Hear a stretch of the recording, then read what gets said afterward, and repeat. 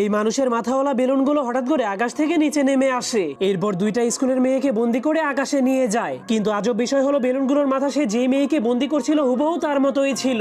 এরপর বেলুনগুলোর মাথা তাদের পিছু করার কারণে দুইটা মেয়ে জীবন বাঁচানোর জন্য একটা ছোট্ট জায়গাতে লুকিয়ে পড়ে। কিন্তু তবুও বেলুনগুলো তাদের লম্বা রশির সাহায্যে সেই মেয়েগুলোকে সেখান থেকে বের করার চেষ্টা করে, যার কারণে সেই মেয়েগুলো অনেক ভয় পেয়ে যায়। কিন্তু তখনই একটা ছেলে এসব দেখার পর সেই মেয়েগুলোকে বাঁচানোর জন্য একটা বেলুনকে তীর মেরে দেয়, যার ফলে একটা বেলুন ফেটে যায়। যা দেখার পর মেয়েগুলোর মনে হয় তাদের জীবন বেঁচে গেছে। কিন্তু তখনই একটা মেয়ের মাথা সেই বেলুনটার মতোই ফেটে যায়। এজন্য আরেকটা মেয়ে অনেক ভয় পেয়ে সেখান থেকে পালিয়ে যায়। কিন্তু এরপর একজন সাংবাদিক নিউজ করার সময় তার মতোই একটা বেলুন তাকে ধরে নিয়ে যায়। এরপর খবরের মাধ্যমে পুরো শহরের মানুষদেরকে বলে দেওয়া হয় জীবন বাঁচাতে চাইলে আপনারা কেউই আপনাদের ঘর থেকে বের হবেন না, আর যদি আপনারা এই বেলুনগুলোকে ফাটিয়ে দেন তাহলে আপনারাও মরে যাবেন। কিন্তু এটা বলার পর সেই রিপোর্টার বাড়িতে যাওয়ার জন্য তার অফিস থেকে বের হয়ে দৌড়াতে শুরু করে। কিন্তু সে তার বাড়ির সামনে পৌঁছালেই তার মতোই দেখতে একটা বেলুন তাকেও ধরে নিয়ে যায়। তখন তার পরিবার দাঁড়িয়ে দাঁড়িয়ে সবকিছু